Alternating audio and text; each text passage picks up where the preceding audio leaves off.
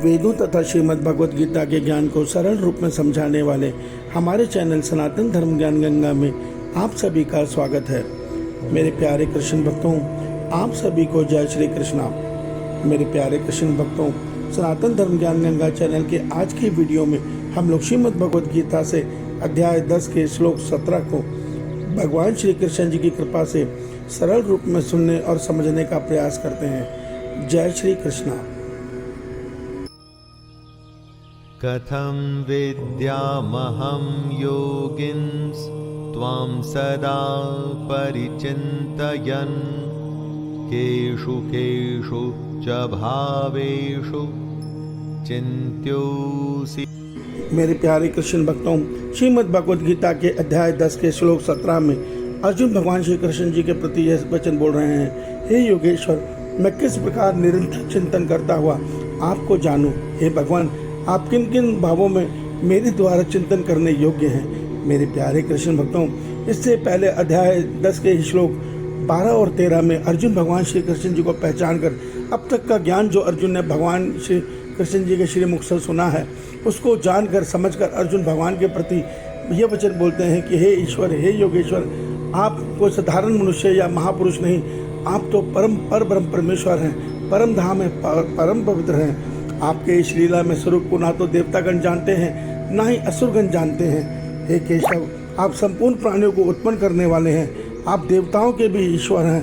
हे पुरुषोत्तम, हे जगत के स्वामी, संपूर्ण रूप से आप स्वयं ही अपने आप को जानते हैं। उससे आगे जब भगवान श्री कृष्ण जी को अर्जुन परब्रह्म परमात्मा के रूप में जान चुके हैं, तो आज के श्लोक में ये प्रश्न कर रहे हैं कि हे केशव, मैं किस प्रकार किस भाव में आपका निरंतर चिंतन करूं, जिससे मैं आपके स्वरूप को जान सकूं और मैं आपसे मिलन कर सकूं।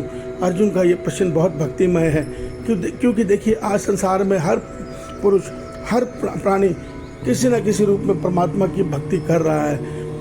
वो भक्ति में, मगर आज के मनुष्य के जो कलयुग का मनुष्य हैं, उनकी भक्ति में ईश्वर मिलन की चाहत नहीं है, बल्कि आज कलयुग का मनुष्य तो ये सत्य भी नहीं जानता कि वास्तव में ईश्वर का क्या स्वरूप है, ईश्वर कहाँ वास करते हैं। इसके लिए आज के मनुष्य ने, कलयुग के मनुष्य ने अपने परमात्मा को भिन्न भिन्न रूपों में पूजना शुरू कर दिया है।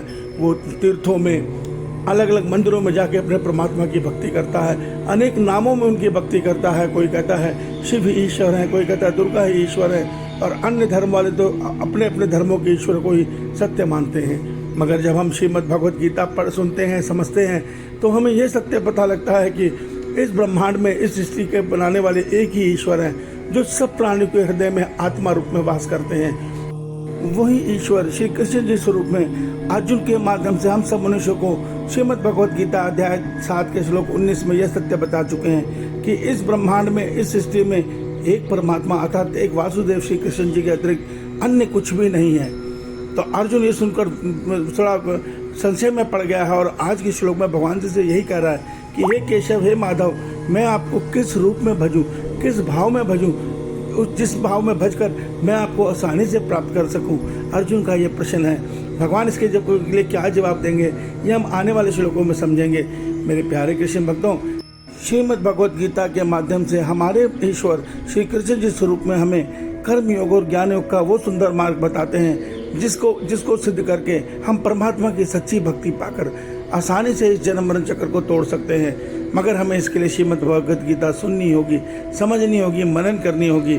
इसी में हमारा कल्याण छिपा है। इस रहस्य को समझिए। ईश्वर आप सबका कल्याण करें। आपका दिन शुभ हो। जय श्री कृष्णा, जय श्री कृष्णा।